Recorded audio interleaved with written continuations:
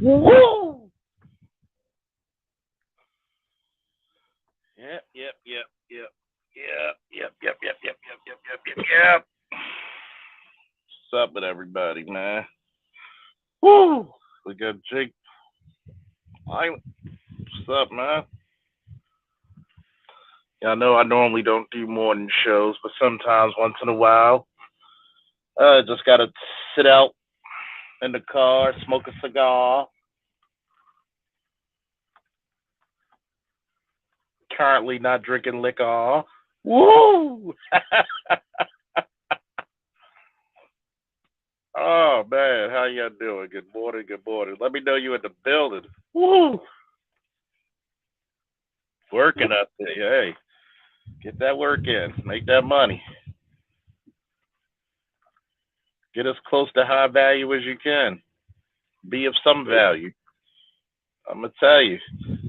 Come in here. Let me know you in here, people. Give me a woo to let me know about the board your flight going to Ghana. Hey, look up some. Hey Jesse, give me some more information by either email or such, or through the mix group about that the weapons permit for Ghana, because that's going to be very helpful for my business. Saint Valois. Woo! What's up, everybody? All my professional guys, get your cigars. Too early to drink, but guess what? You can have a nice tea or coffee or your favorite smoothie drink with your cigar. You know, we're multifaceted men. We got a little sophistication. See, the liquor is usually for later in the day. But for some of you, I understand. It's 5 o'clock somewhere, right? 5 o'clock somewhere.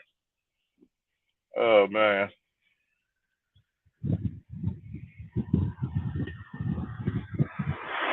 Oh man, we gotta do the morning smoke out. Smoke lounge up in here. The smoke lounge. Oh man.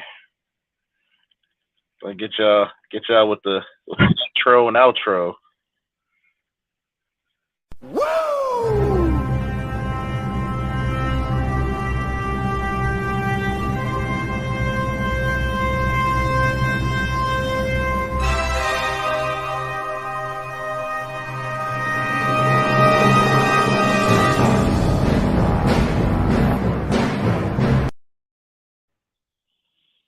Got everybody up in this joint, man. Got Namer. Sun is hot raw. Mac Bones, what's up? Thank the Lord. Jay. Jesse. Jesse, get the mirror. Jack. See, the beautiful thing about being a very multifaceted man is that even when we are at our occupations, you never know how the day truly goes. One thing I've learned for being a long time professional law enforcement officer is that you got to roll with the punches and make the best out of the day. There are some days that are going to be real easy, hardly any calls, if any. There are some days the first call out, you're there for fucking 4 to 8 hours. You literally have your one shift, one call, and you're there for 8 hours, sometimes 16, depending on like calls like homicide and stuff. So you learn how to roll with punches very well. You learn very quickly how to roll with punches.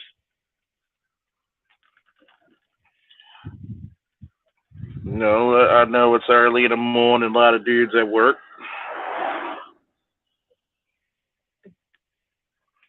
There's going to be a few different topics I'm going to speak on. I'd like to thank everybody for making the last two streams hot like fire. You know, I am nothing without viewers like you, just like public television, baby. I'm gonna I'm going to start off with this. You know, since we are going to keep, and this is one of the vows the Black Manosphere has made, we're going to keep the memory of Kevin Samuels alive. We're going to keep his works alive, and we're going to talk about women who are 35 plus in the comments he made, in the comments towards that. We're going to talk about men getting their getting their shit together to get on their path, and whatever else comes to mind. See, one thing about it is that I noticed in social media, the more truthful you are, the more you hate it.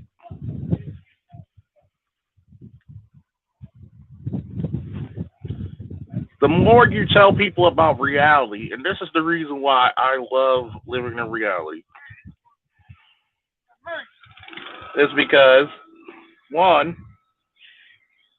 probably got to move somewhere else because the guy's cutting grass and shit. But one, if I'm a male who's overweight, stinks, what's up, Barter? And no job, bad hygiene, what's wrong with that? But I should know that if I live my life that way, I'm not going to be attractive to the opposite sex. Just not. And men are okay with that. Men are A-okay with that.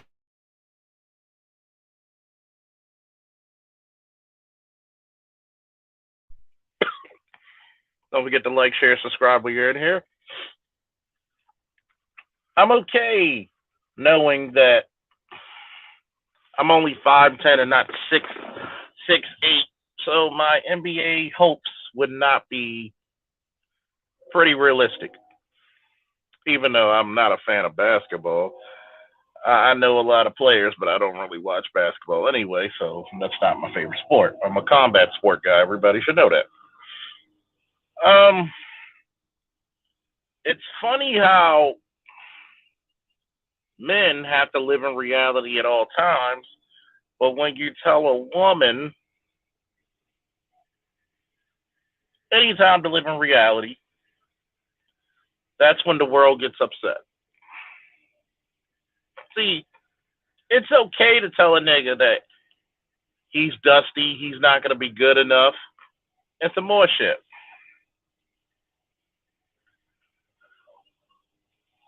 It's okay to do that to men. We're supposed to be the ones who bear it. But, and this was said, of course, by Mr. Samuels when he made the statement about women who are 35 and over. Now, 35 for some is not 35 for all. Hell, we know that in men. There are some men who look 40 and in better shape than some 20 something year olds. But is that the norm? No. Far from it. The same can be said, honestly, about women. And by the way, congratulations to my boy Ali, with his engagement. May y'all have many years and many successes together. Woo! But back to the regularly scheduled programming. And there are women who I've known to have children 40 plus, and the first thing they tell you, hell no, I would never do. If I had a choice, I wouldn't have done it. If I, not saying they don't love their children, yes, but they said, yeah, it's a lot different being 20 something having children than 40 something having children. It's a world of a difference. So even as a man at 40 and recently diagnosed being diabetic, even changing, not even really big changes, but slight changes to my diet have become advantageous. Now, do I have the endless stamina of when I was 20, 25? Not necessarily. I'm a lot physically stronger than I was at 20, leaps and bounds stronger. But when it came to running, your dude had fresh knees. He had fresh joints. Not saying my joints are all beat the fuck up now. I mean, they're relatively good considering other people who are the same age group, slightly above, Even after surgery, I'm maneuvering and walking around better than some people. But there's some things that are going to be a gain and some things that are going to be a minus.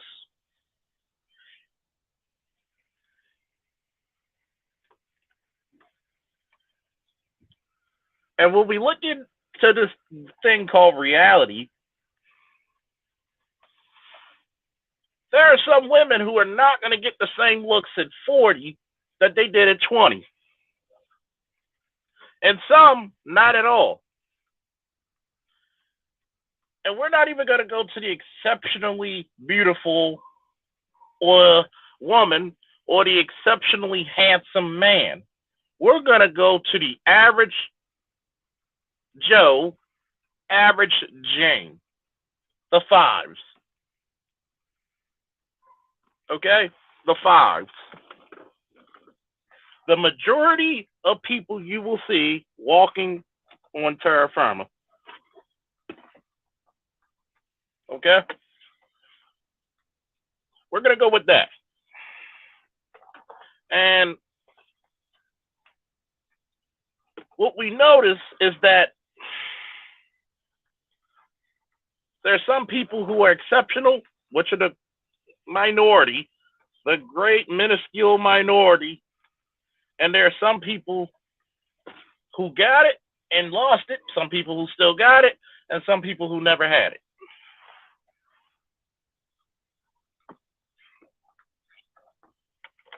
We get into these social media stigmas that people will call it, and have a lot of people upset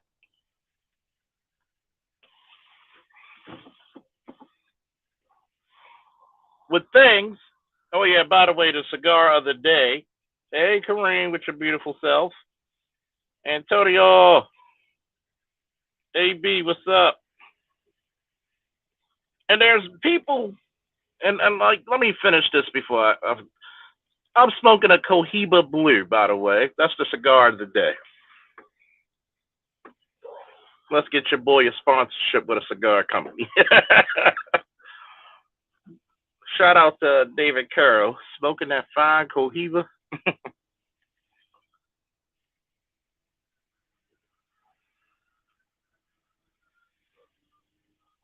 But it's funny, Sun is Hot Raw. When it comes to strength, I never took a dip in it. I actually increased the older I got.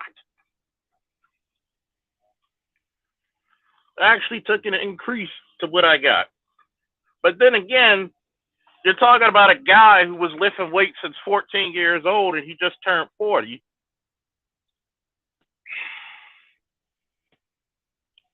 And has been doing it for you can literally say decades.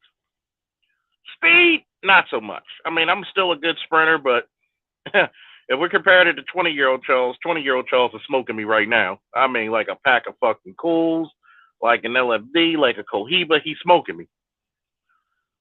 Even when I was 30, hell, 32. think I was like, damn, how old was I the first MMA fight? 35? 30, 34? I could hit mitts 7 rounds with no break.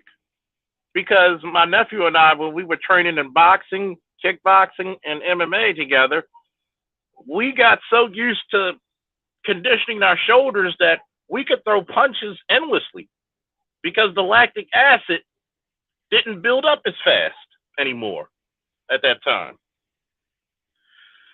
But that's with due diligence. But every man knows that, hey, there are some parts of my life I'm the man and some parts that I'm taking a hit. But when you see, when it comes to women, they don't believe that. And I think that's very detrimental thinking because you pass it along to your daughters. I remember this one female officer, to be more specific, detective. I was, seeing. Woo! I need a Patreon so I can tell some stories, man. I need a Patreon badly. Oh, man.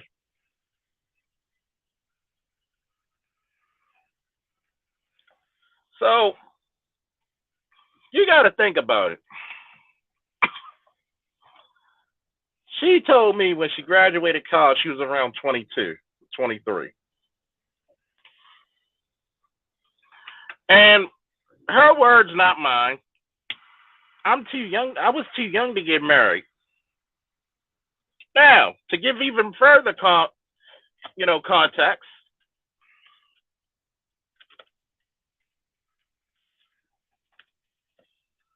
she's only a month younger than me, so she's 40 now.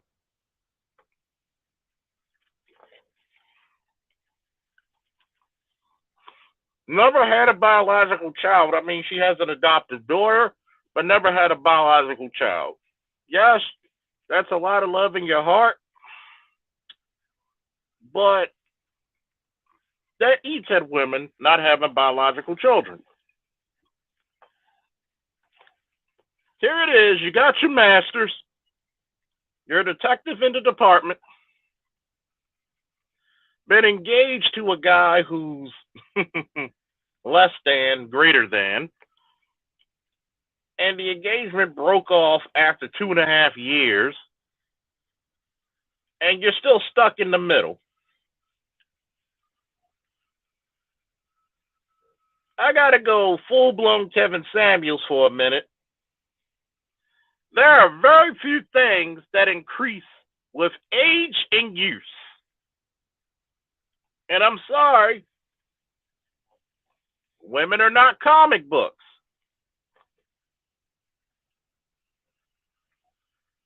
If it's June of 1938 and boom, Action Comics #1 with the first appearance of Superman, and you find that in a house you just moved in, guess what, brother and sister? You automatically just became a millionaire.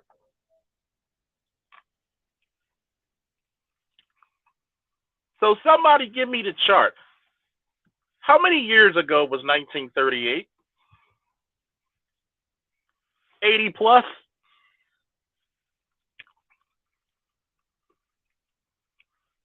Do you see men seeking out 80-year-old women? No, they're not. Unless she's super rich and they're waiting for her to croak. Which reminds you, I said we're just going back to the average person.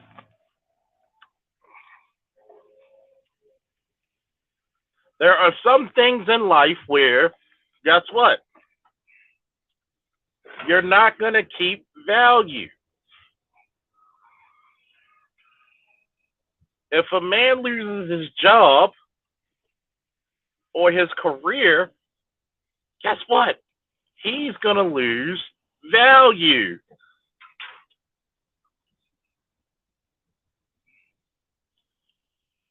I don't know why people do not get that concept.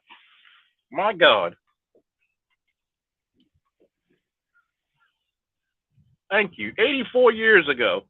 Who the hell is looking for an 84-year-old woman? I'll wait. Who's looking for them?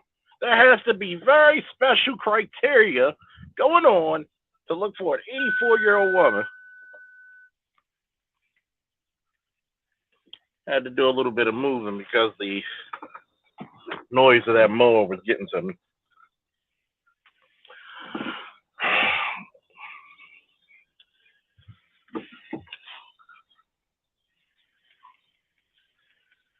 So, if you're not a comic book, and you're not a comic book that's worth $5 to $20 million, a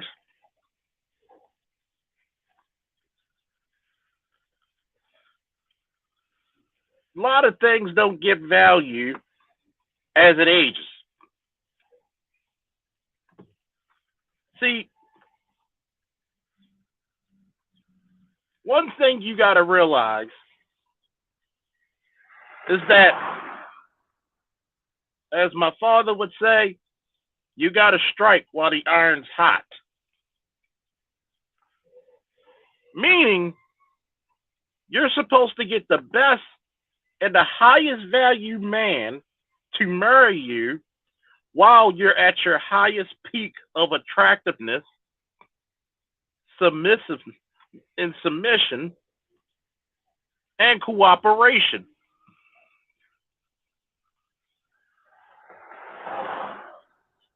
See, I don't see too many Olympic athletes in their 50s trying to go to the next, the next games.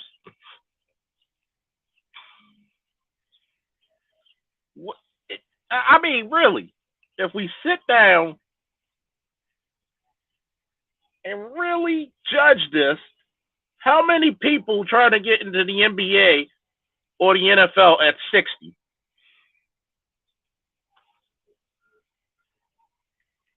You will damn near forsake your last year of fucking college just for a chance to make that type of money. Which I'm not against.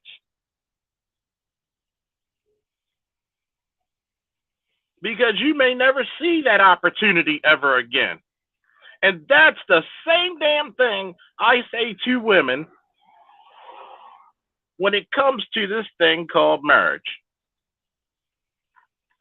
A lot of women, if they were not married in their lifetime, before the age of 30, it's statistically even lower. Almost not going to happen.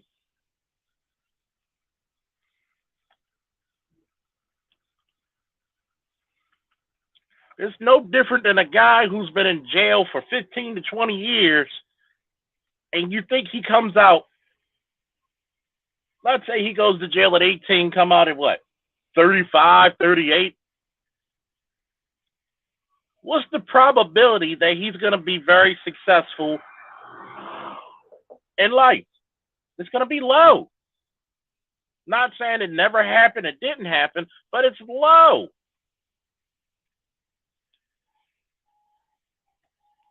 Renaissance man, what's up?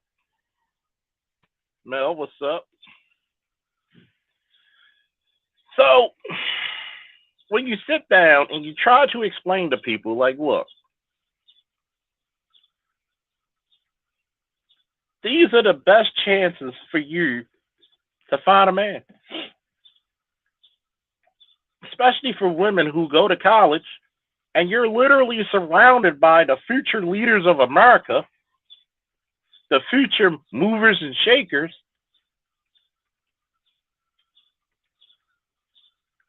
But because you can't get over your own hubris, what happens?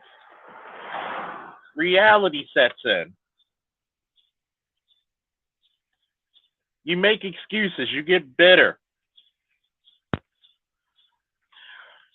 I had to stop and turn away from Facebook for so many people talking about Kevin Samuels being misogynistic.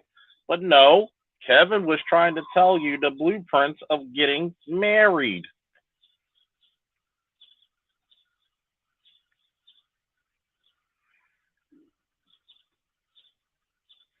But what happened? He's misogynistic because, one, he tried to go to where I'm getting to the point of reality. Look, I really do want to see women win and be in successful marriages and have bring up, great black families. But they're so adversarial against that shit. They have it in their mind that I could do bad all by myself, and all you do is make it a self-fulfilling prophecy.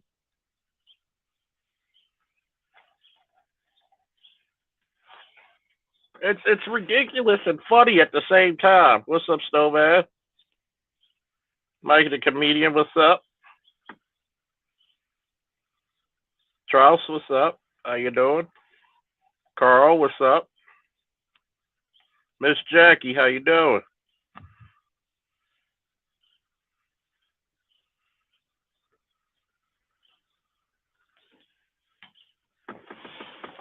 And it's funny because when, for example, the doctor gave me my diagnosis of being diabetic, I could have been like the average woman and said, no, ain't nothing wrong with me. Or I got to take this seriously and reverse it, which I've dramatically done. We're not totally yet, but dramatically it's dropped.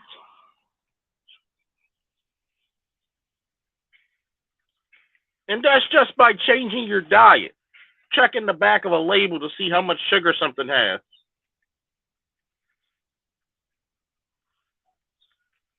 Eating fruits and vegetables, making sure you get enough fiber to drop your blood sugar.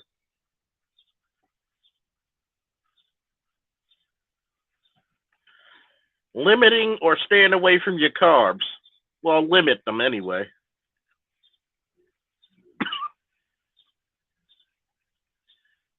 Increasing your leafy greens and salads. That's called living in reality. And a byproduct of living in reality, hell, I started dropping a few pounds. Energy went back up.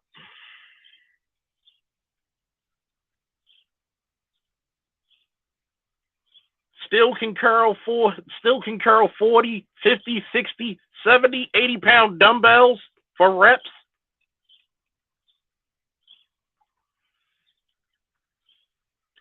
Still can do 3 sets of 10 with 315.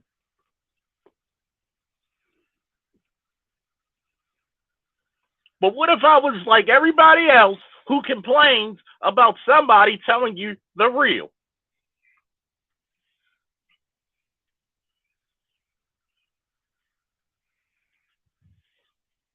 Increasing your water.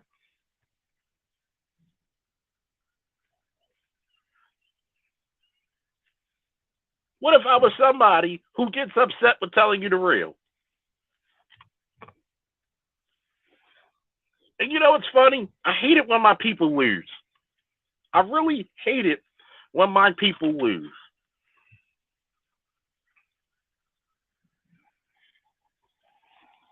Because I've said this about black women all the time. If black women invest in their health and their fitness, they will be undefeated. If black women actually invested in getting fit, friendly, and feminine, you will be undefeated. Shout out to our new ancestor, Kevin Samuels.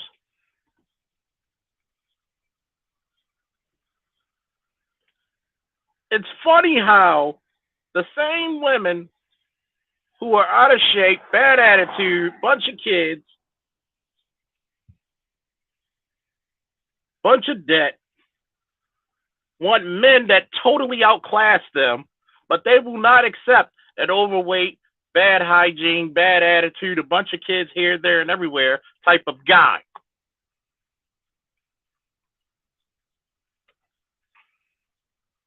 And I believe in reciprocity and equality. Equity be damned, by the way.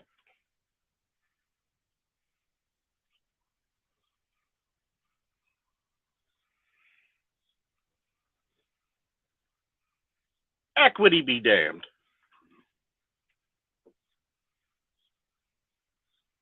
Because some people, if not, I will just say majority of the people, the only real issue they have with Kevin Samuels and other people such as Angry Man, Obsidian, BGS, Green Gorilla, Dr. T, and others, is that you don't like the way we say it.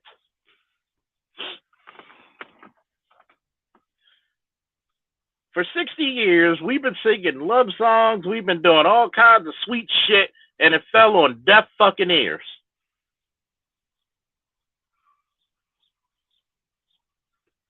I had to tell a female friend of mine this weekend, well, you're so blunt. You're so mean. You don't care about nobody else's feelings. Yes, I do. Saturday, I proved that I'm a very cordial and social person, and I had nothing but women on the panel, correct? And we had a nice conversation, nice, for 2 hours.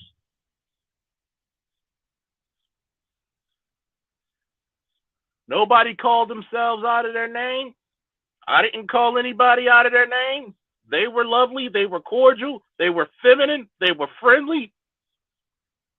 They were fit. They even talked about,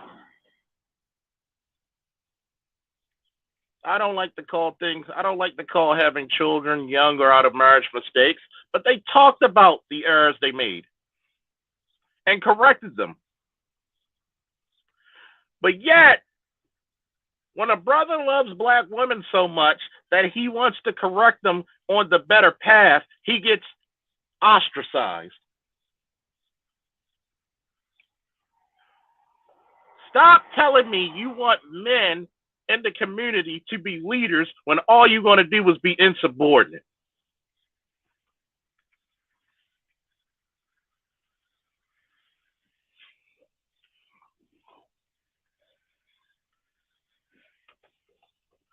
All you want to do is lean to your own goddamn understanding.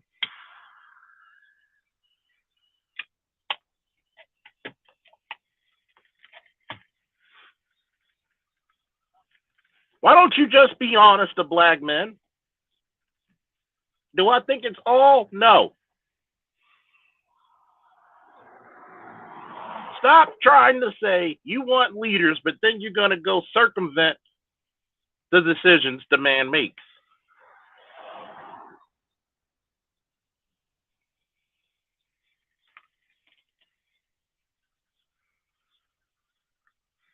Stop being the type of women that make other women look like a better option. Be the type of women that can probably say there are no other options. I'm the best. Be that man's peace and not his goddamn nightmare.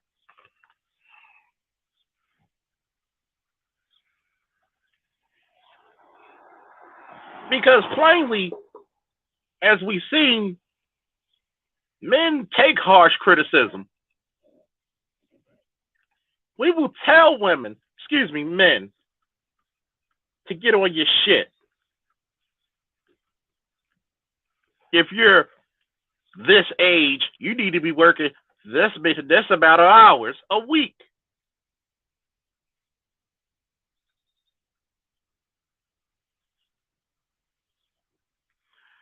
We will tell them You need to step the fuck up and become a better father or husband or boyfriend.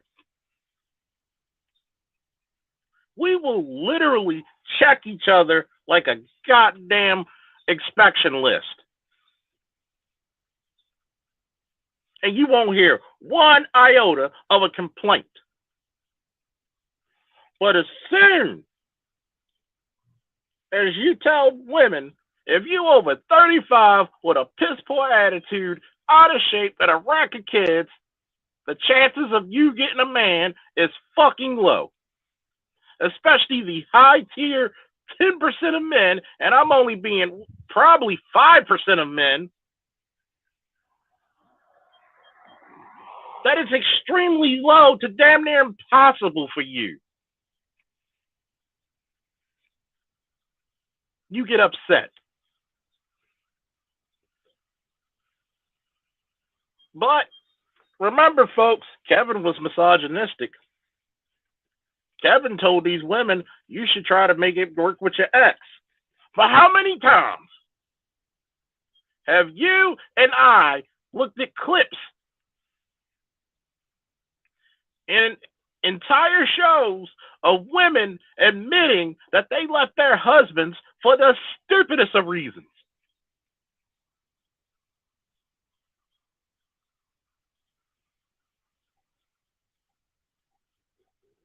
You got women leaving their husbands because they didn't make a certain amount of money they thought he should be making. And then you get with another guy and he treats you like shit.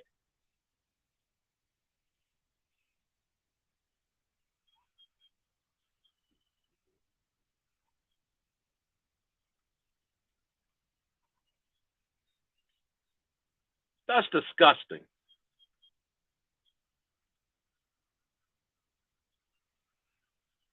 That's disgusting. That lady just looked at that man as an ATM and discarded him.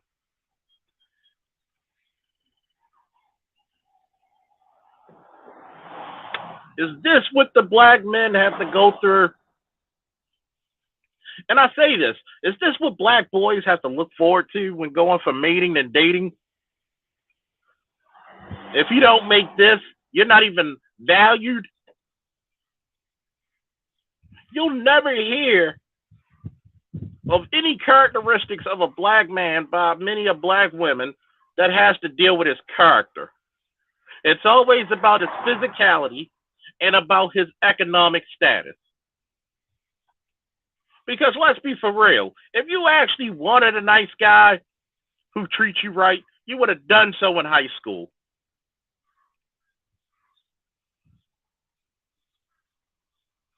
The only time you want to be treated right is when you're fat, out of shape, a whole football team of kids, and the attraction doesn't come like it used to when you were 15 and 25.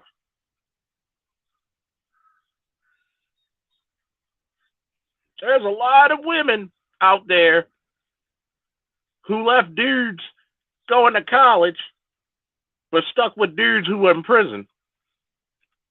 Make that make sense. Make that make sense, please.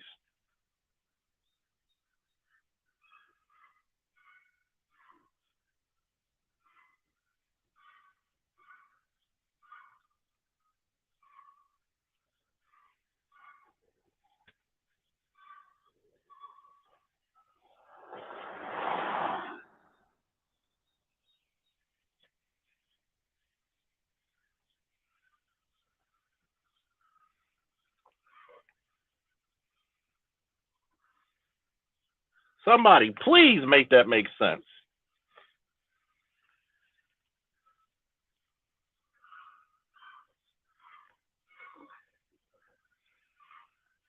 And you know what? I can't even blame the women totally on this shit because the other part of the blame is going to be to the simp. It's going to be to the fucking simp.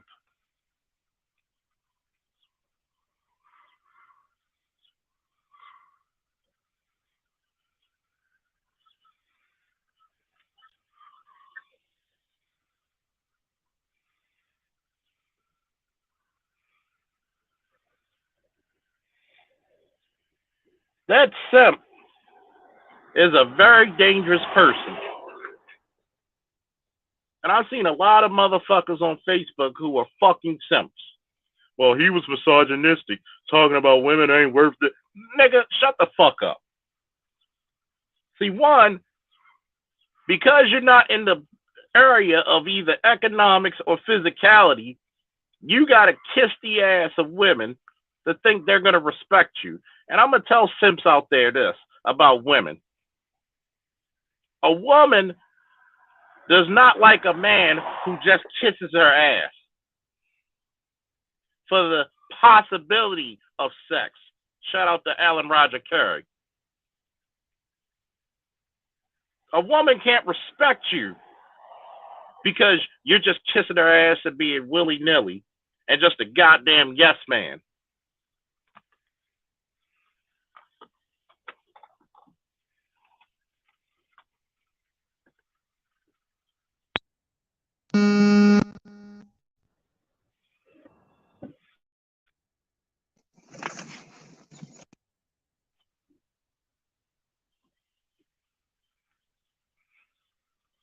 See all these people kissing ass. And all these women trying to say, well, Derek Jackson's a real man. He doesn't put women. Derek Jackson's a bigger hustler than anybody. And I can't believe it. See, Derek Jackson and Cynthia G amaze me very well. You've seen how exposed and how much of a joke both of these people are, and people still follow them? Really? How the fuck do you still get viewership after being exposed for a fucking bunch of jokes? You don't even live what you preach.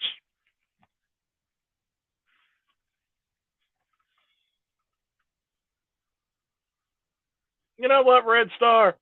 That's absolutely right. Kevin was their last chance. Kevin was their last ambassador. And what's really fucked up, because a lot of my female subscribers said it already, and some of them in the chat already said Kevin changed their life. A lot of women who didn't get Kevin then and curse him now, remember, the men you want to date are watching you. The men you want to date are holding you accountable. Remember that. If you'll do this to Kevin Samuels, you'll damn sure do it to me. If I don't get you what you want, I ain't shit.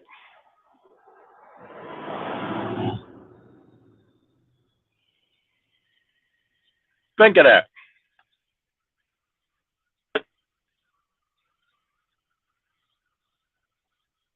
If I don't get you what you want,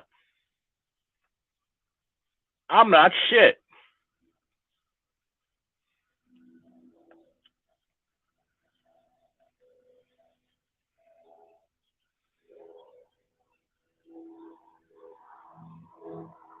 I want you to really think about that. If I don't kiss your ass and say the right thing, I'm bad because I want you to be an improvement to my life. I want you to be an asset.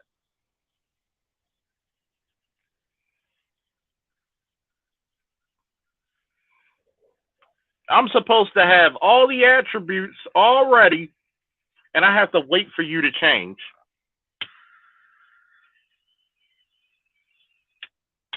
I remember a woman who was 325 pounds that said, well, if a man proves himself, I'll be willing to lose the weight, which is a goddamn lie, because you would have already lost the weight already.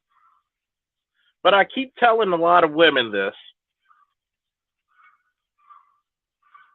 What your physicality is for your man is what you're telling him what he deserves out of you. What your physical and mental, spiritual disposition and emotional is telling the world what you think your men deserve.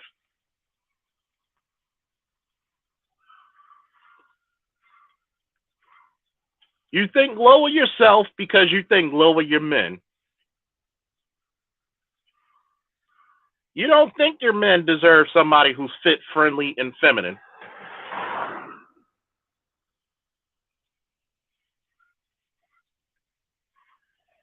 But once again, I'm going to tell this to ladies again. Stop making shit a self-fulfilling prophecy.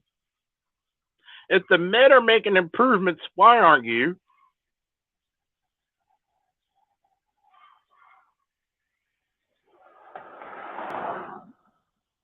Why aren't you?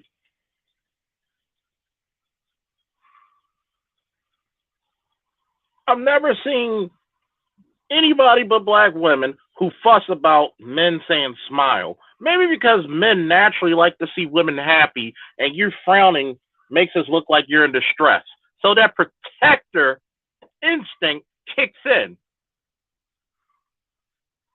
And she who will not be named, I'm talking about you, Stephanie, will complain about why men telling me to smile. You're lucky men still talk to you.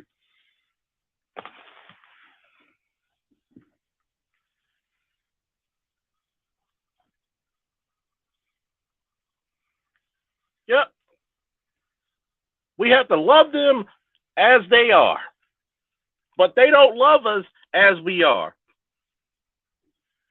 And I had to point this out to a couple of black female friends of mine. You know what? It hasn't dawned on them that when you see a lot of guys in interracial relationships, it's not even really about the color of her skin. It's about the fucking treatment. See, white girls mastered the art of support that man while he's on the bottom, and he will remember you when he's on top. Hispanic women as well.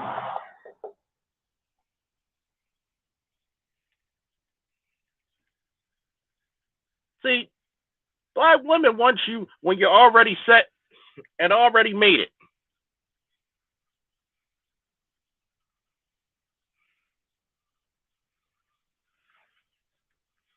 Namer said, you know, a lot of these women would change their tune if it were a white man that talked to them. They'd be smiling. You know what? That's the statement of the day, man. Don't make me do another show that says tomorrow, if you want me, matter of fact, we're going to take a vote right now. We're going to take a goddamn vote. What's up, Master Teacher? We're going to take a vote right now. Tomorrow, do you want me to do a show that says, what if Kevin Samuels was white? If if you don't like it, say nah. If you want it, say woo.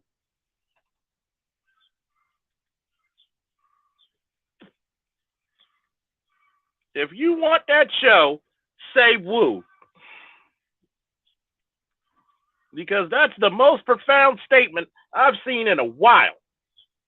If Kevin Samuels was white, he would be exalted higher than Jesus Christ.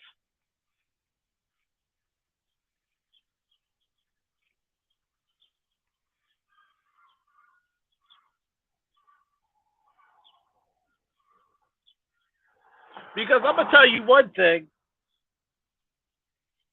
If he was white, there would be nothing said. As a matter of fact, if Kevin Samuels was white and he passed away, black women would actually be crying and mourning. It would be 6 months of mourning and wearing black in the black community for that white man. You will see grandma's commemorative plates of JFK, Martin Luther King, Kevin Samuels if he was white.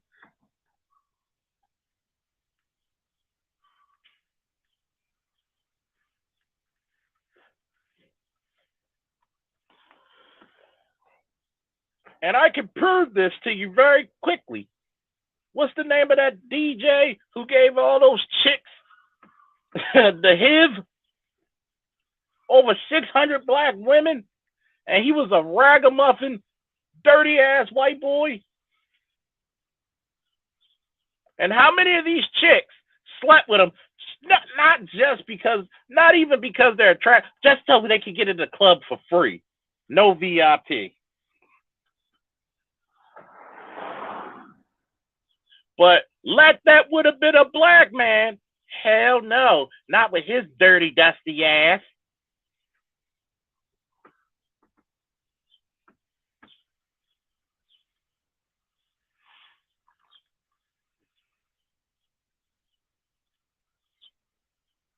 Think about that. Y'all gave it up so easy. 600? But what's the first thing they'll say? You just fucking a bunch of bitches. Wait a minute. 600 broads kept fucking this dude even after y'all found out he had the HIV.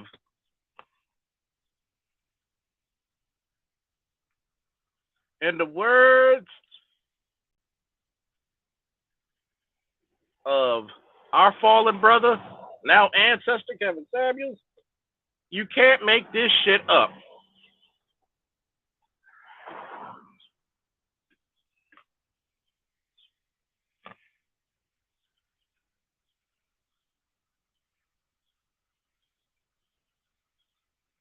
You know what? David Curl, man. They should make statues of him. Because that's true. Trying to help this Negro get some sense is a thankless job.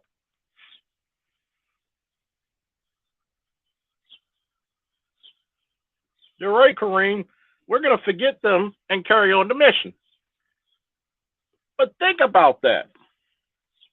All a white dude got to do, and shout out to David Curl, is that I swear to God, it makes me laugh because it's so funny but so true.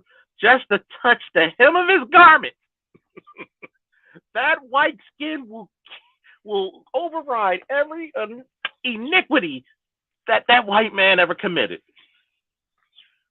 Didn't he give you an STD? But his white skin washed me as pure as snow.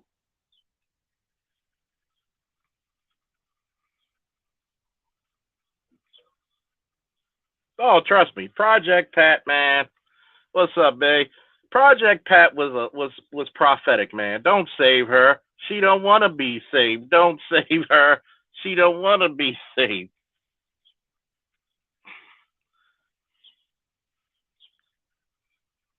You go out of your way to accept shitty ass treatment from white boys. I just got off looking at a video that O'Shea produced about IG models getting defecated on, urinated on, having 20 guys gangbang them, having sex with animals, all for money. But you will complain about a brother who's too fucking nice. Pick a fucking struggle and make that make sense.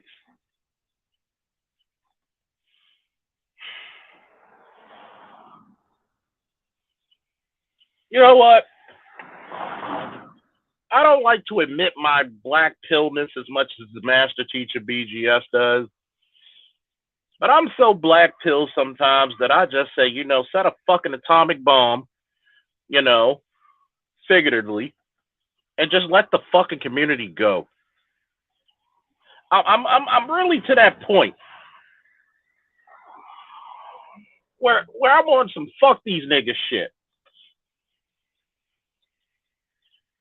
Because every time somebody comes to deliver a message of how to be great families, great marriages, great relationships, and prosperity, you shit on them.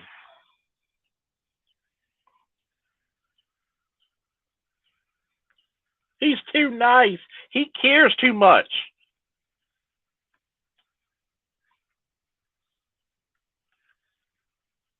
I fight back a lot.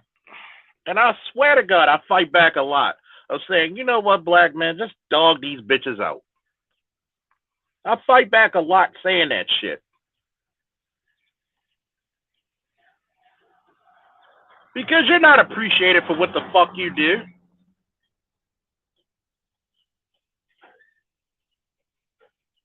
Half the goddamn time you do shit for the chicks, you don't get a thank you.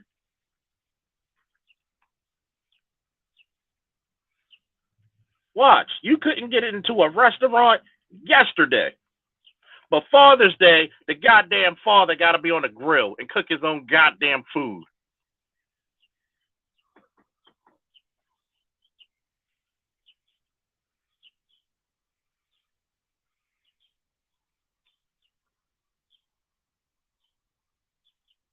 You know what's real fucked up about that? That a lot of your fucking grandmothers and great grandmothers live in houses that black men built by hand, and everybody still praising Big Mama. You hardly even see a picture of the man in the goddamn house. But you go to the white community, the biggest picture on the fucking wall was somebody's great grandfather.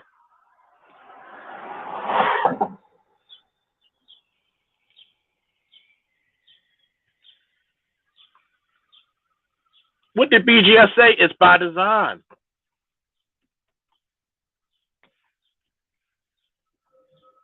It's all by design.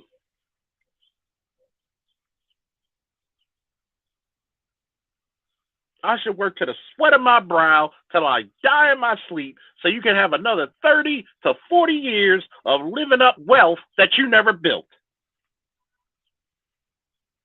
But yet, and then here's the fucked up part. Once that man passes, you're going to talk about all the bad times and say, he did this to me, he did that. But you'll never say one damn thing about how fucking abusive or cheating you were.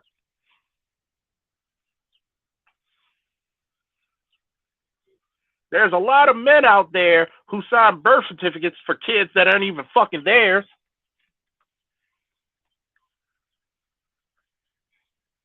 A lot of them.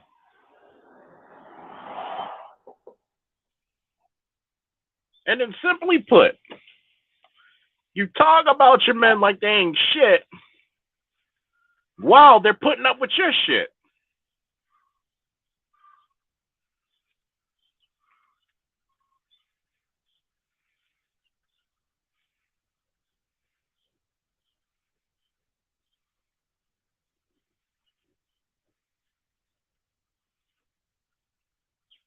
And see,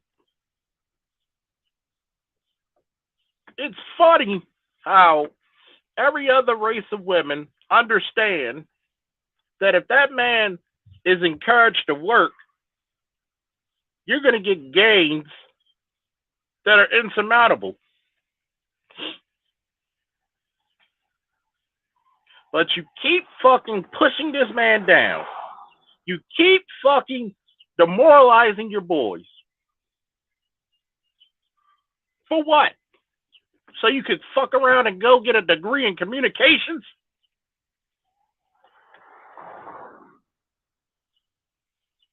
So you can fuck around and go get your early childhood learning shit, but you expect $100,000. When now you got to go further in depth to go get a master's or PhD, or actually put money forth to own your own cert. That's when you start making money. But those same chicks who get a bullshit ass communications degree will look down upon a truck driver who's making 3 to 4 times what she is.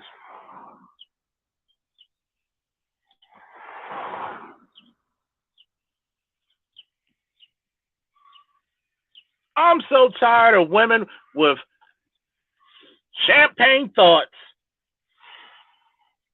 cognac intentions with only beer money. Put that in the chat.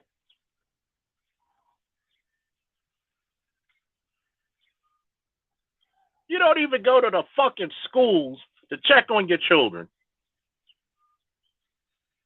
You don't even take that fucking money that you spend billions on your goddamn hair because you hate yourself so and invest it in your goddamn children. The only time the black community invests money in their children if it's a goddamn sport. and you hoping that little motherfucker can actually fucking put a ball through a hoop or run that ball 100 yards down the field to bring your poverty-stricken ass out the fucking hood.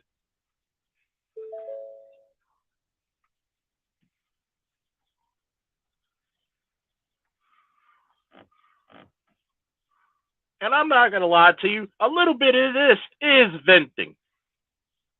Because I'm tired, sick and goddamn tired of good black men being shitted upon and being told that we're misogynistic for telling the fucking truth.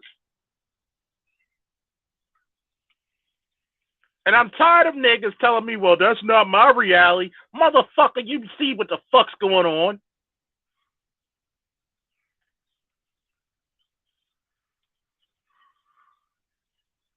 But yet, shit doesn't matter until your daughter or your son got to pick from this pool.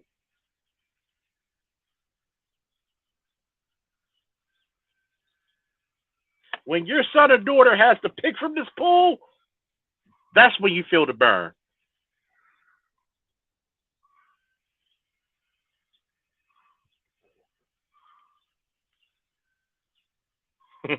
Or buying him clothes to imitate his dusty daddy. I swear to God, I hate that shit.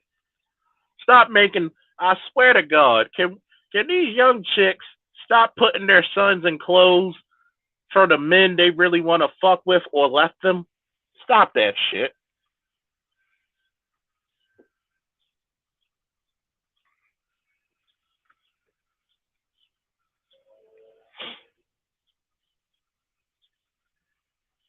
You know what, Rael?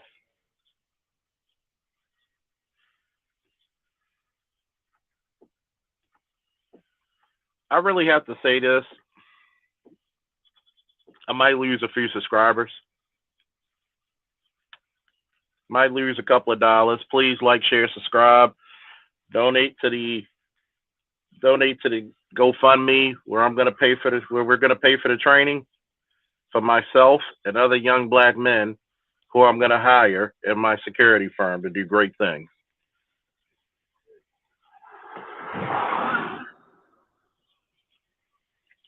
See,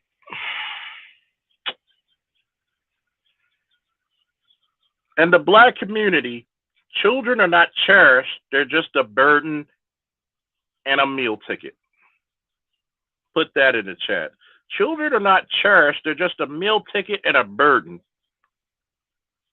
All you're going to hear is you like your no good ass father every fucking 10 minutes. That's all the fuck you're going to hear. Children are not cherished in our community. Not even one bit. If that was true, you wouldn't have only 10% of your boys in the 8th grade reading on level. You wonder why you can't find a black man on your level because you don't cultivate them. You don't read to them.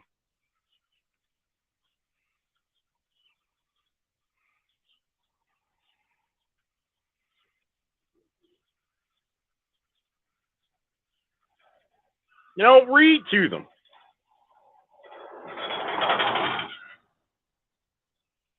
You don't think of them as something that I need to grow. But if you treated your fucking sons the same way you treated your hair, them boys will be fucking rogue scholars.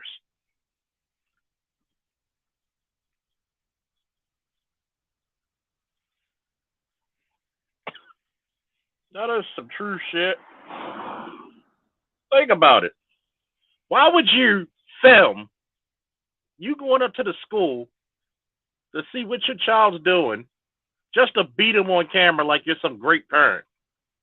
Have you ever noticed that in the black community, your mom was more likely to hit you than your father? See, they have to parent through intimidation. Fathers parent through discipline, meaning discipline without love is nothing but abuse.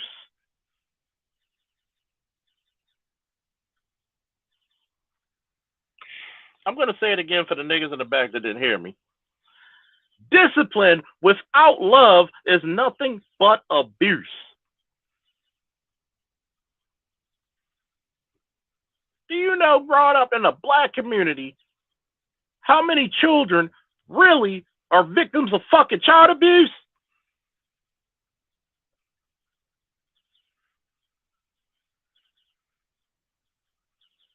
Let's step back to basics. Eric Weston.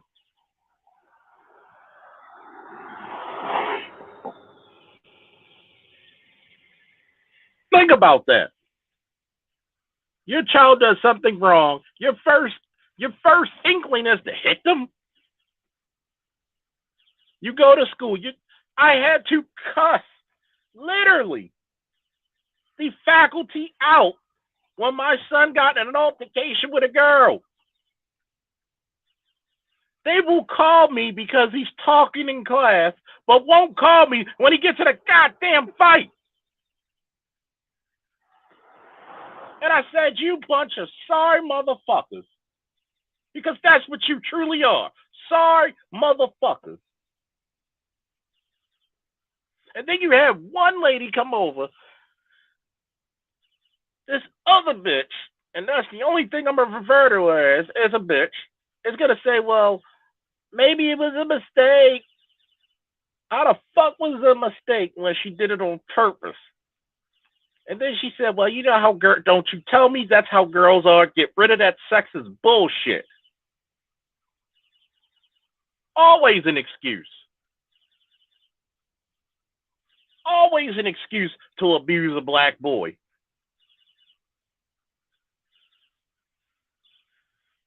I hate it when women refer to their young little toddler sons or babies as bad. That's what the fuck you think of your child as bad? As terrible?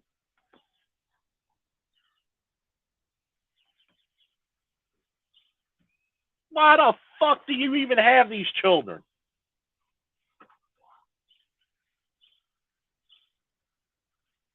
It's a damn shame you in a community where children are better off being adopted by somebody the fuck else outside their race.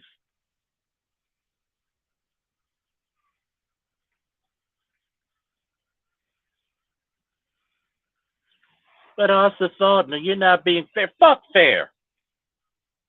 We've been trying to be on the level with y'all all the time. And then you know what makes me sick? Is when you got a bunch of these cowardly, simping ass niggas who don't want to call these bitches out on this shit.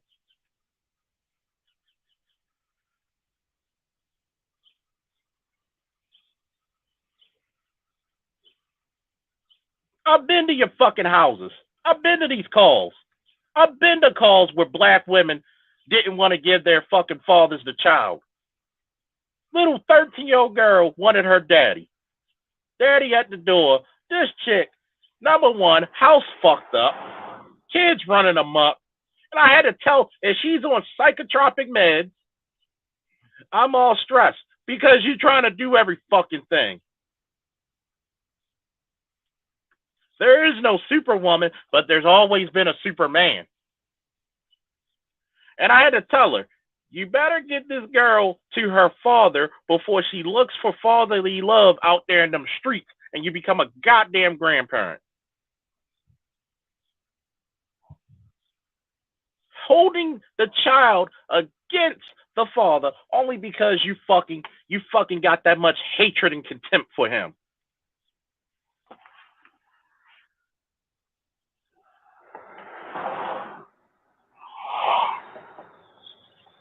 You're right about that, babe.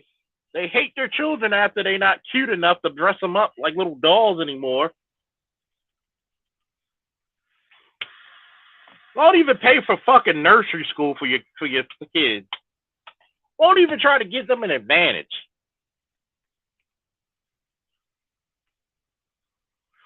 But you sure as shit look for that child support check every 2 weeks.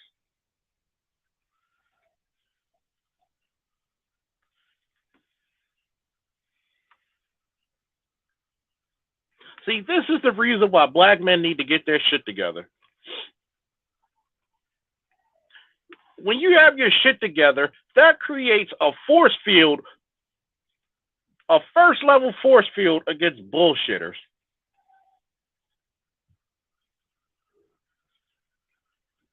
A first level force field against bullshitters. We need to get our shit together like the fucking goddamn armored fucking army and take back our fucking shit and take back our goddamn kids.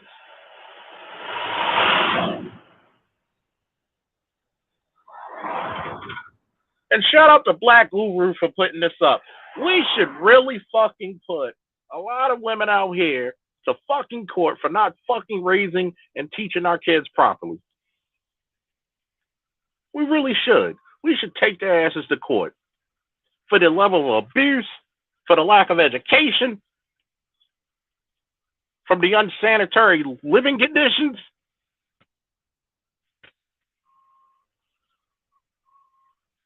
What did Oliver Queen say in Arrow? You failed this city. You failed this fucking community.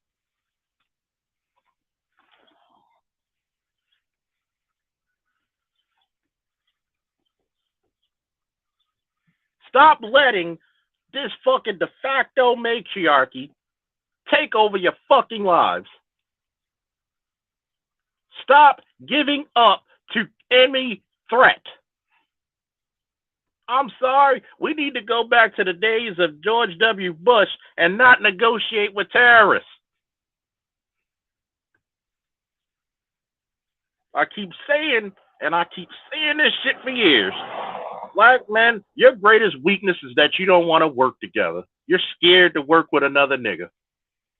You scared for somebody to be, hey, this nigga might know something I don't, so I ain't gonna support it. You've been taught that other black men been the enemy by your goddamn mamas and grandmothers so fucking long that you're discombobulated anytime three Negroes get together. What you should be doing is forming up like Voltron and getting some of these brothers as your fucking lawyers, your doctors, and people and getting your supporting cast.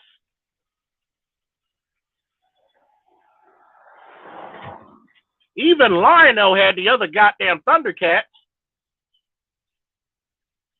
Even He-Man, the most powerful man in the universe, had the Masters. Even Superman had a Justice League. Captain America had the Avengers.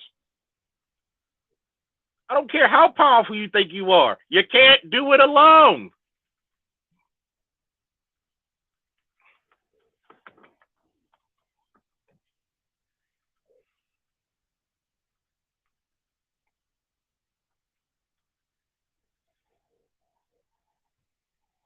My man Bay said, I was going to say, stop hiring more lawyers and get one from a high rise. Sure, the cost, but your child will be worth it. Facts. Stop looking for the cheap way out. See, when you get a high-priced lawyer, that's when you let the world know you fucking serious.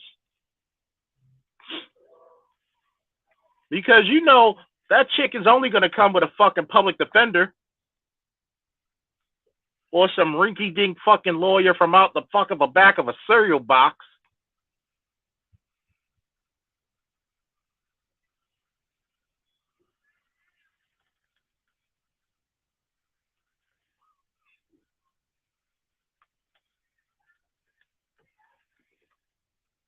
But yet, I'm going to ask this to black men. What dollar amount are you willing to pay to get your children?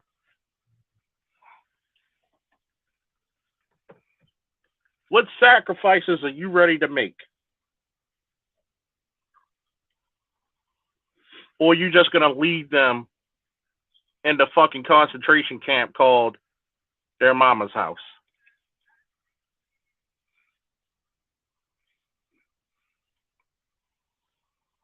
What skills are you investing into them?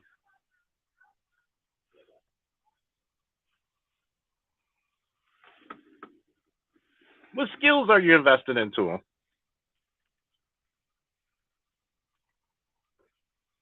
There should legitimately be no dollar amount too big. The problem with the black community is this. We're looking always for the cheap way out. This welfare ass mindset. I fucking hate it so. This welfare ass mindset, man.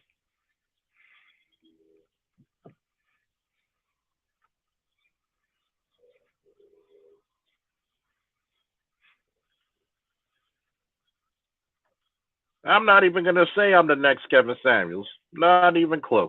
Because that man put in work. That man put in work. But I'm going to tell you this one thing. I will be a force of fucking nature about this shit. See, what the black community needs to do, especially black men, is they say, fuck feelings, only go off of fucking efficiency, effectiveness, and facts. You need to start being fucking ruthless, black man. I mean ruthless. A lot of you brothers get taken to the cleaners because you don't have a ruthless button. You still think this is the same motherfucker you were in love with. How could she do? Nope, nope, nope, nope, nope, nope, nope, nope, no. See, you can call me a nice guy sometimes, but if you had to wrestle me, I would break your fucking arm. There would be no way in fucking hell you keep me from my championship. I would break you in half. I would shake your hand and be jovial with you afterwards, but I would fuck you up if you stood in the way of what I wanted. And that's the mentality that a lot of you brothers need to fucking instill. You need to fucking put your money together, lobby some of these fucking politicians, put them in your pocket, and say, we're going to fund your campaign to get what we need, some men's rights, or we're going to expose your punk ass.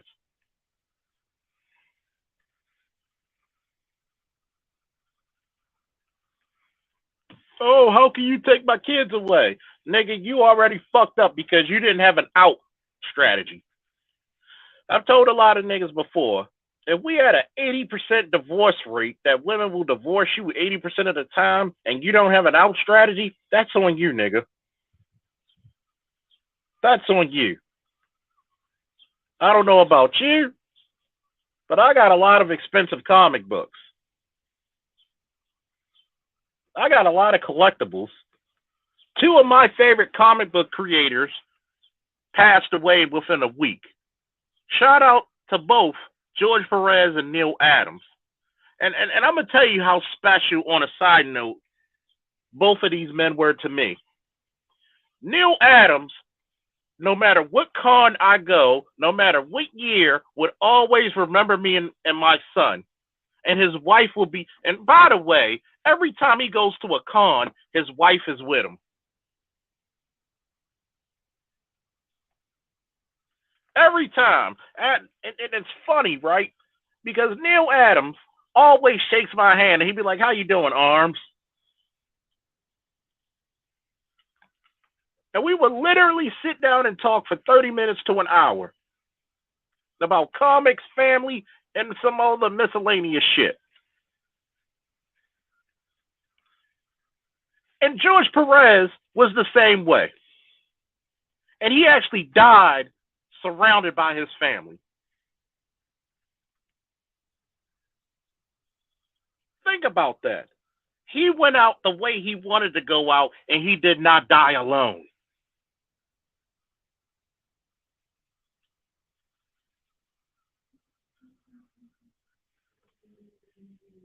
See, those comics that I have autographed from them, such as JLA versus Avengers, the hardback by George Perez, Superman versus Muhammad Ali by Neil Adams autograph, and other paintings and pictures they autographed for me, will be very, very, very expensive and have a hefty price if they get appraised, because those men are no longer among the living.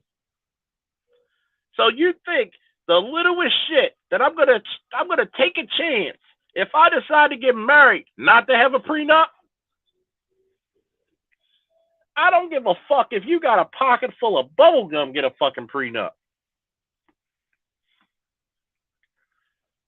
And in that prenup, if we divorce, 50-50 custody, no child support.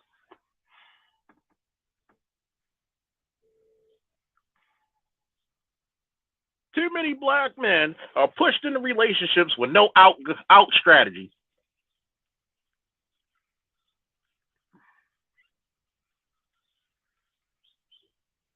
Too many. And you're a damn fool for seeing it and not preventing it.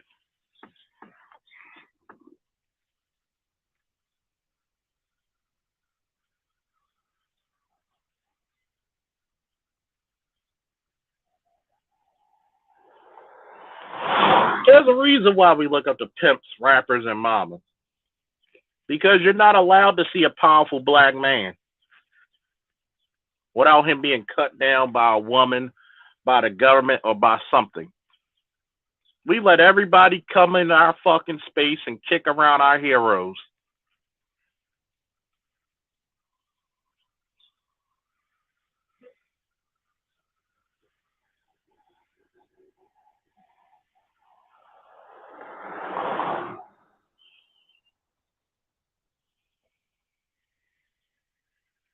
We let too many people come around our space and kick around our goddamn heroes. We allow too many times for people to say, well, your mama ain't shit. Well, your daddy ain't shit.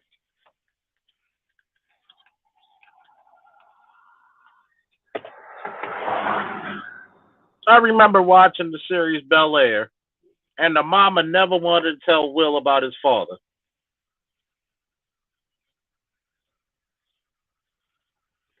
And there was a telltale part of that scene. And shout out to Marlon Wayans for that shit, because that shit was he did some really good serious acting. And he said, and I quote, because I felt him on this shit, because I heard it before several times. When I was out there in the streets making money, it was your mother pushing me. It was your mother always needing something. It was your mother always wanting something. He says, how can you hate me when you only know half the story?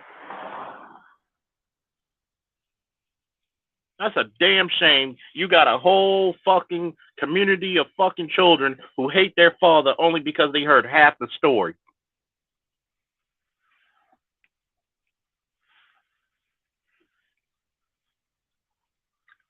Like, share, subscribe, and please donate. Please donate.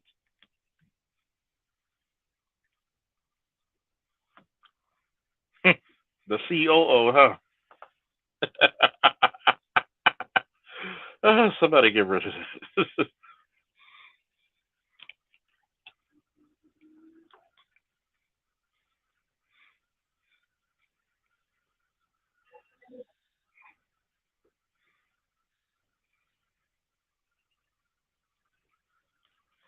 See,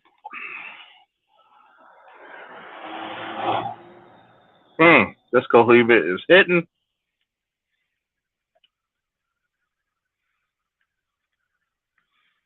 Oh, God damn it. You know what, babe? Here you go.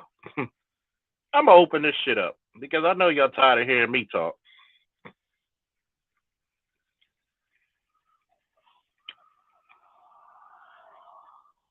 Hit the Cash App, hit the Super Chat. Hell, if you don't want to do that, at least donate to the GoFundMe. I've already talked to the brothers up there in Israeli Tactical in Florida.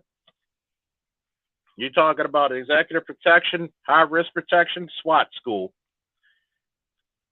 How many brothers' lives you would change? Young brothers' lives you would change if you know you could send that brother to make a job where he can make six figures at a young age. If you want to get rid of the crime in your neighborhoods, give the man skills, give him a job so he can eat fish for life.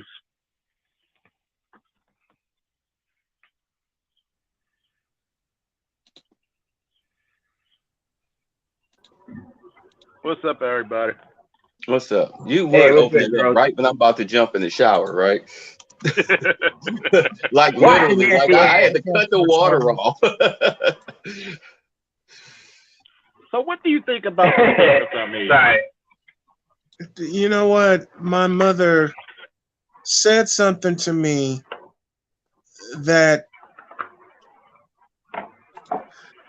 well, let me just be real, pissed me off when I was being goofy, laughing and strutting about the house, and this is after my dad died, and in a tone that I will never forget, she said, quote,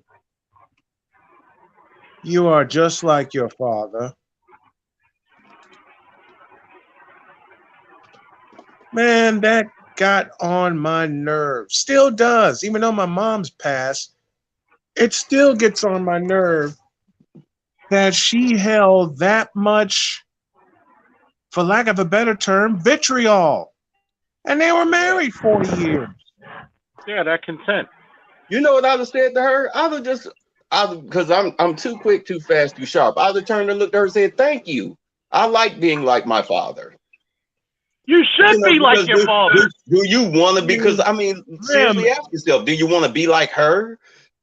I am every part of my dad, and I'm proud of it. There you go. I am pursuing my dream and proud of it. As much as she Every tried to make day it an insult, and as much as she tried to say it as an insult, I wouldn't have taken it that way. it hit me because my dad's gone. I will be perfectly honest. It hit me because Pops is my hero. My other hero is my granddad. Okay? I will always, always honor my dad. And dad told me, and I'll never forget this. And Charles, somebody that's a scribe, put this in the chat. Don't let anybody stop you from getting what you want, including your mother and me. Good answer. Good, Uh, Dude, good statement, I excuse me. mean, the whole reason why I even live down here in Atlanta is to take care of my father. Flat Mm-hmm. out. I had to pull him out of a nursing home that my stepmother dumped him into. And I have to be honest, I mean, it's been challenging, but I Understood. don't regret it. I don't regret it. exactly. Think about it. Somebody Wait, need to hold put on this a in the second. chat. Somebody, hold on. Somebody I need to got put something. this in the chat. A father is a boy's first hero. A father is a girl's first love. Do you know That's how true. empty the fucking community is without fucking fathers? The boys have That's no true. heroes, and the girls have no system of male love. You have a girl is supposed to get the type of love from her father that wants nothing in return but her greatness and her best. This is the only man Charles, in the world who's gonna want the best for me and give Yep. me stuff without expecting shit in return. Exactly. excuse me, Charles. Exactly. Go ahead. Excuse me, Charles. Yep. I can vouch for that, although I can tell you this is coming from my experience, coming from where I come from. Oh, hold on a second. We got a general on deck. Assalamu alaikum, We got standoff. Captain Jack in the building. Captain Jack. He always say when I have fire channels, he's always asleep. But we up here now, man. Hey, get up here. Come on up here, dude. Anyway. Hey, Truth, sorry, Bitter, what's your full name again? Something Bay, is it? Is it Yeah, Mehdi or Mehmet? Is it it's Mehdi Bay. or You what? can call me Bay. It's fine. Well, yeah, well, like I said, it's Turkish. It is a title, Bay. I can't call you Pasha then. Well, Bay is my last But, name. huh? Oh, just like Yassine Bey, like Moshe, because Bey means Lord. It's a title, like I told you back in the day. Anyway, Yes. Bey, I'm gonna say this, man. You did the best thing for your father. Your father is forever grateful that you saved his ass from bitter hell. Just like, Oh, of I mean, think course. about it. Look at it this way. Look at it this way. If you go back in history, how many when slavery came to an end, or when certain black men and women were able to earn their freedom, how many of them went back to go purchase their parents so they could die as free people? Think about that. Think about that. I want you to say that. I want you to say that again, but more clearly, so people can fucking hear you. Because them niggas in the back, they don't hear shit. Hang on, let me get a drink of water first. Memorial Stadium don't hear it either. Motherfuckers. Bitter Truth here did something that's generational, where you go back to save your family. Think about how many people back in the 19th century, black folks, who were able to earn their freedom, buy their freedom, and then kept their ears to the ground while trying to save enough money to go back and purchase their own parents so they could die as free people. If that's not love for your family, I don't know what the hell is. I don't know what the hell is. Hey, my dad. Charles, to answer the question. Oh, sorry, hold on a minute. Charles, to answer your question, fam. Now you know my background, my history, and everything, right? Let me tell you something. A lot of kids I knew, they had their fathers taken away from them because of a stupid ass war and an indefinite national service. So the fathers were away against their will. And I saw a lot of kids like my little brother's age who grew up without their dad. And I saw the worst come out of them. You got a generation of a second half millennials and possibly Gen Zs who have been somewhat distorted. And some of them have had to flee in order to make it in this world. Yep. Hell, some of them are probably dead for all I know. Either died in the fucking Sahara, drowned in the fucking Mediterranean, just to get to Europe. Because they saw what kind of hell their own homeland and the rest of Africa is going through. My dad. Oh, go ahead, Charles. Yes, no, man. Sorry. My dad died at home in the house I was raised in, June 12th, 2007. And what were he and I doing? Watching a basketball game.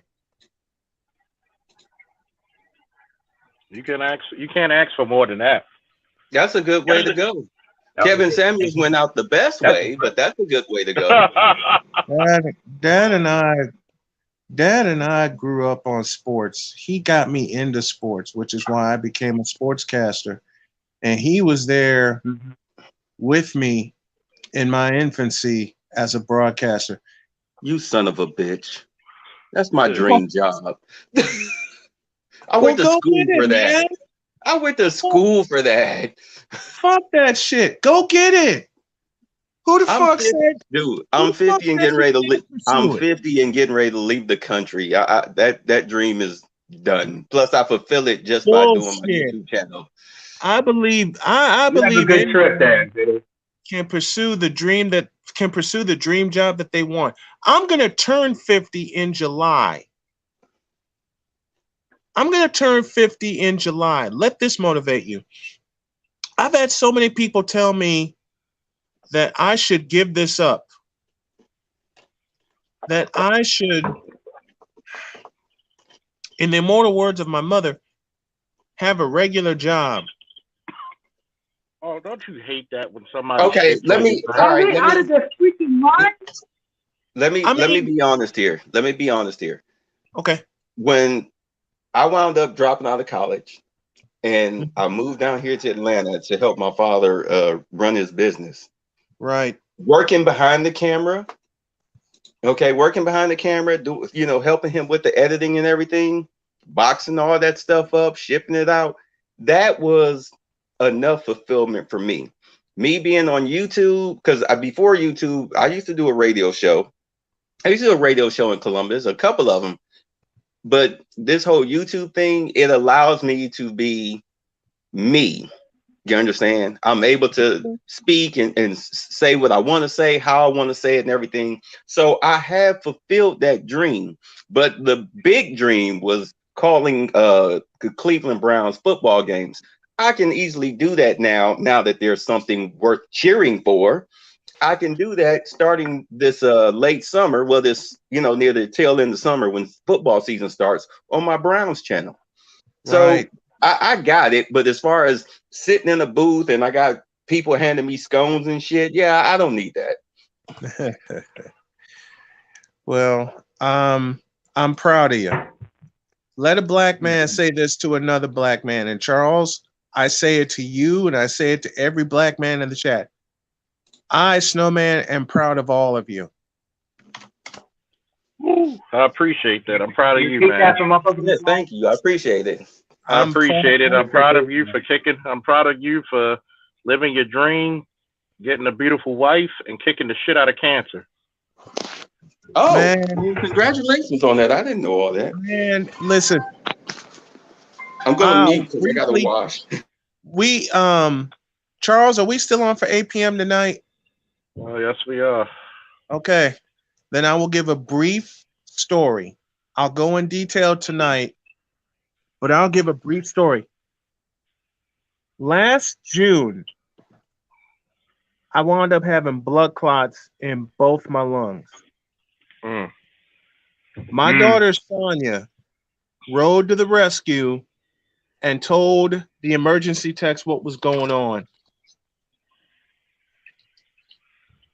My wife was there with me, bringing me back to consciousness. Because had my daughter not told the emergency techs, told 911 what's going on, I would not be here.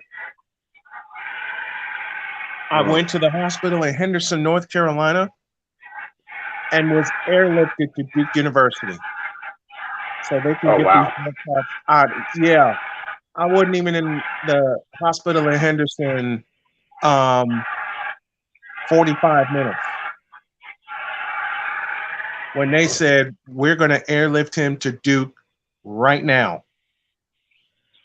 And that's my first ever helicopter ride to Duke, checked in all the way through to the operating table where they went in through my chest or through my throat and through my groin to suck all the blood clots out of my lungs. Then they discovered a mass in my belly. And we weren't even told until a month later, that it was pancreatic cancer. Wow. The folks at Duke told my wife. They didn't tell me. They told my wife that the tumor was inoperable. And basically, while I was in a pool full of tears, telling my wife to prepare for a casket. Now, this is how strong Jody is. And Charles, I've shared this story with you off the air. Oh, yeah. My wife said, fuck that shit. And she looked me, and we tried oral chemo, and it backfired. We were living in Raleigh. And believe me, we still have talks of going back to North Carolina and making a living. But my wife said, we're going to go back to Indiana and get a second and third opinion. That's when I met Dr. Raganoff, and he put us in touch with Dr. Attila Nakib, my cancer surgeon. And Dr. Nakib looked me in the eye and said, let's go get this motherfucker. Those were his exact words? I'm paraphrasing, but that's the look he gave me. And Sig Diggy, you'll love this. This is the Roger Craig run he gave to me. This is the Roger Craig run against the Rams he gave me. He said, let's go get it. His exact words to me were, I'll take care of you. And by God, he did. Yeah. And that's a blessing, man. Because that's a man who knew his stuff. You realize, no, we're gonna do what we can to save this man's life because this is what I was trained for. Yeah, it's your call. We're gonna give you back your life, Mr. Snow. We're not telling the missus that to prepare a casket. You ain't going to no casket yet. It ain't your time to go yet. You got a lot of life in this. I promised my wife I would start getting myself together, even though physically I have been so tired I didn't want to do anything. And today, seeing Charles on the air, even though I host a radio show, I'm not ready to do the full 2-hour show every day yet. And my wife told me, back off, give yourself time. Because this fall gonna be a motherfucker. Because I got UNCG in my back. I got UNC Greensboro basically in my back pocket. I'm gonna do whatever I can to get well, to get the money we need. And she's gonna be working up here in Indiana 5 days a week. But when it's game weekend, we flying the fuck out.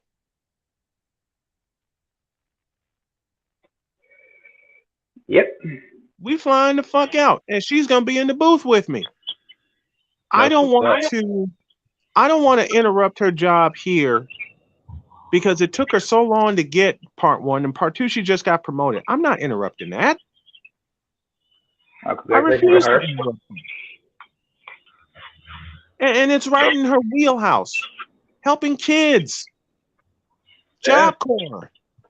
Job Corps is what she does. That's what's up. Because a lot of times, brothers don't get that support, man.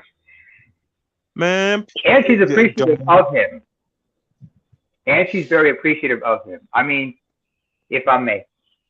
I remember Patrice O'Neal in his special Elephant in the Room, he said something that was really profound to the ladies. He addressed the ladies in the room and said, ladies, if you got a good man, and it's not implying anything, but he said, ladies, if you got a good man, tell him thank you for being faithful. And if he looks at you like, what are you talking about?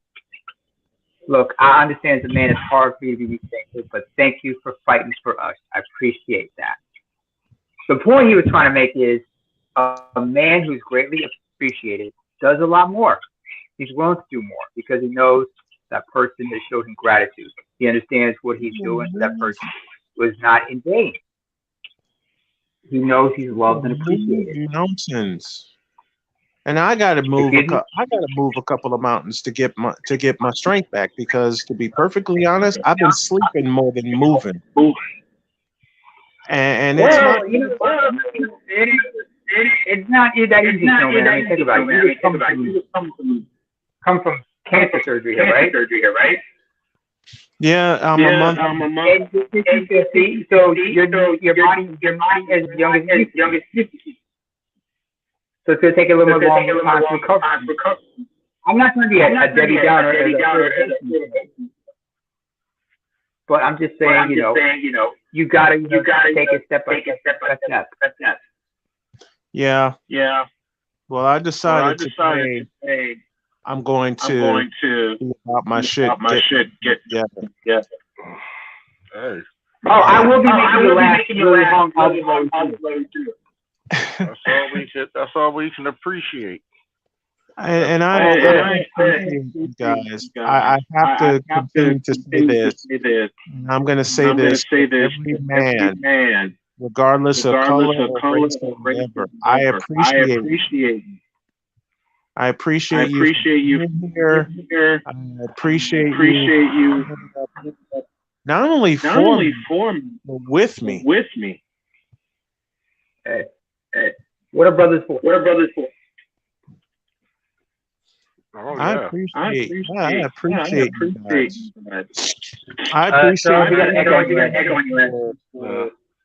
I appreciate Cole Johnson for taking the chair for me while I'm out, while I'm recovering.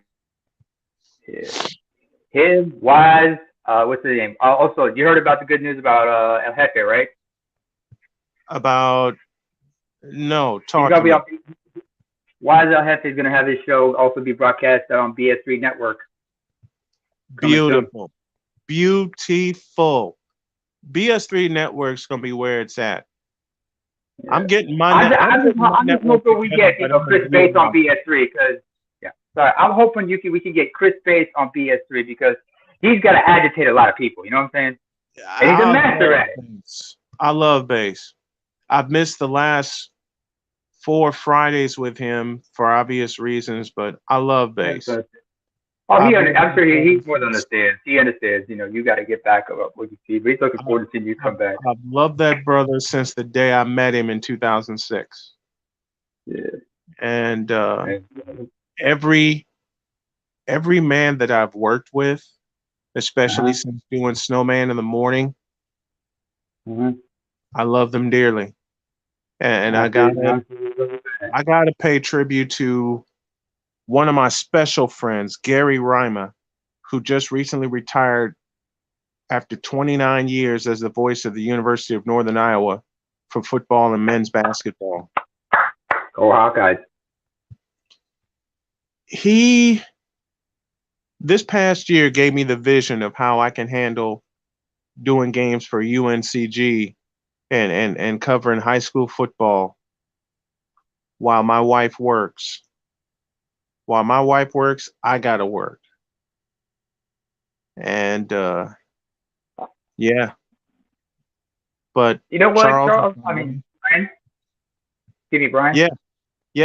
I just realized, you know, with you, man, it is work. But then again, your work is your play because you have a lot of fun doing what you're doing, man.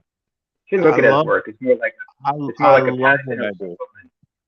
I absolutely adore what I do. For 26 years, I adore what I do. I mean, the hustle and the grind is worth it. It's worth it. Yeah.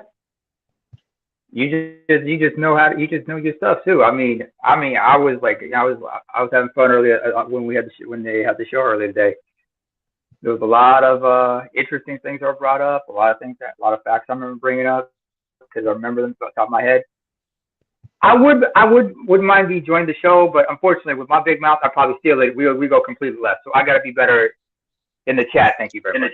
But I'm gonna just let everybody know I gotta dip out. Any last words? Yeah. Go ahead. Go ahead. 8 p.m. tonight, folks. Charles and I will be back, and I got to dip out too because I got to get some water in my system. I got to get some sunlight on me. I did that yesterday at my wife's suggestion, and even just taking a couple of sips of water here, I feel better. But yeah, don't forget the cocoa butter. 8 p.m. tonight. Charles and I will be back. Woo! It's a charity live stream. Event. Woo! Live stream. Hey, Charles. It's the policeman, and we're gonna get down, man. Woo! Woo! Charles. Yeah. I just want to say you ain't shit, and God bless you for it. And I love every second of not being shit. Woo! Thank you, everybody. Here. And we're gonna be here tonight at 8 o'clock. Don't forget to donate. Goddammit. We are gonna be multifaceted and support our boy back to a bill of health. Woo! Thank you all. Good morning. Good afternoon. Woo!